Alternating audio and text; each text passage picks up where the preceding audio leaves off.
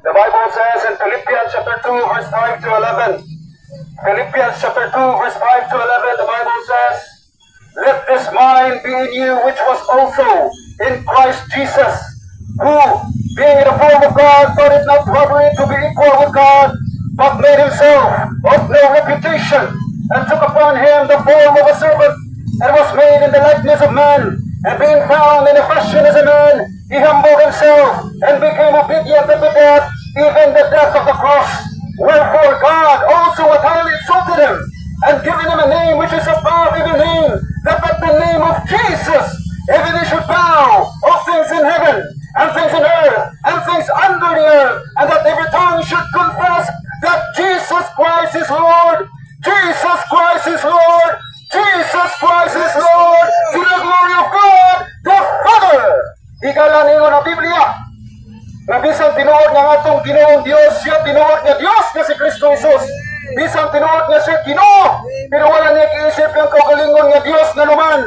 Iyang gipaubos ang iyang kaugalingon nga sama kanato, aron mamatay tungod sa atong mga sala. Higala, maunay mayong balita nga among giwali diri kaninyo, nga among gisipya sa kadalanan, among gisipya sa prisuhan, among gisipya sa bisan asa. Higala, nga si Kristo namatay tungod sa atong mga sala, ug siya gilubong, ug sa katulog adlaw na banhaw sumala sa mga kasulatan.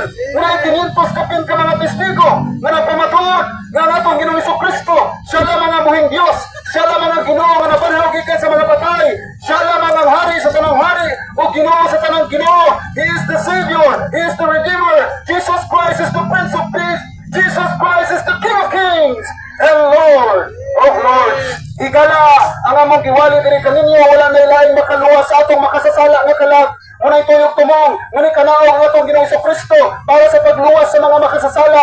Wala mo ari atong Ginoong Jesucristo aron magtukod og nindot nga building nga simbahan. Wala mo ari atong Ginoong Jesucristo aron magtukod og relihiyon. Niari ang atong Ginoong Jesucristo para magluwas sa makasasala nga sama kanimo ug sama kanamo. Kay kami diri nga nagbarog og nagwali. Higala, makasasalang dagko pareha kanimo.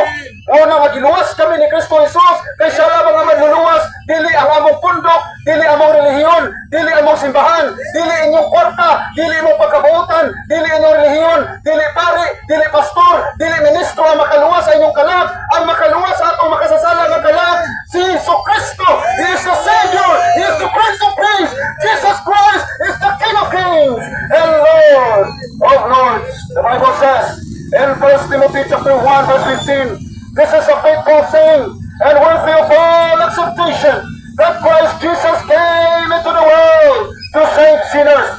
Ngari atong Ginoong Jesucristo, higala, aron sa pagluwas sa mga makasasala natong mga kalag.